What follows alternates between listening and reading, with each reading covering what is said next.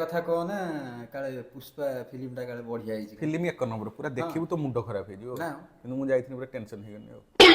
ଭାଉଜଙ୍କ ସହିତ ଯାଇଛି ଫିଲ୍ମ ଦେଖିବା ପାଇଁ ସେଥିରେ ଷ୍ଟୋରି ଅଛି ପୁଷ୍ପା ଯିବ ଚିଫ ମିନିଷ୍ଟରକୁ ଦେଖା କରିବା ପାଇଁ ତା ସ୍ତ୍ରୀ ଶ୍ରୀବଲ୍ଲୀ କହିବ ଯୋଉ ଲକ୍ଷ୍ମୀକା ମଣ୍ଡାନା କହିବ ତମେ ଯାଉଛ ଯଦି ଗୋଟେ ବଡ ଫଟୋ ମାନେ ସିଏମ ସହିତ ଉଠେଇକିନା ଆଣିବ ଆଣିଲା ପୁଷ୍ପା ଆଣିପାରିବନି ଆଉ ପୁଣି କଣ ଟୋଟାଲି ପୁଷ୍ପା ସିଏମ ଚେଞ୍ଜ କରିଦବ ସେଟା ଟେନସନ ନୁହଁ ଆଉ ମୁଁ କାଲି ଆମର ଯୋଉ ଚିଫ ମିନିଷ୍ଟରଙ୍କର ମିଟିଂ ହଉନି ପବ୍ଲିକ ମିଟିଂ ମୁଁ ସେଠିକି ଯାଉଛି ଆଉ ମାନେ ଯୋଉ ଆମ ଗାଁରେ ପାଣି ଆସୁନି ତାଙ୍କୁ ଯାଉଛି ଗୋଟେ ଲେଟର ଦେବା ପାଇଁ ଫଟୋ ଉଠେଇ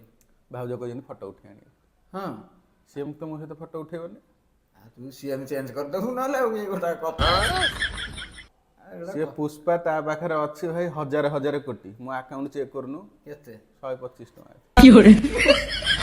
ସେଇଥିପାଇଁ କହୁଛି ସେ ଯୋଉ କାଠ ଫାଠ ବେପାର କରିବା ଚାଲେ ଚନ୍ଦନ ଫନ୍ଦନ ମିଳିବନି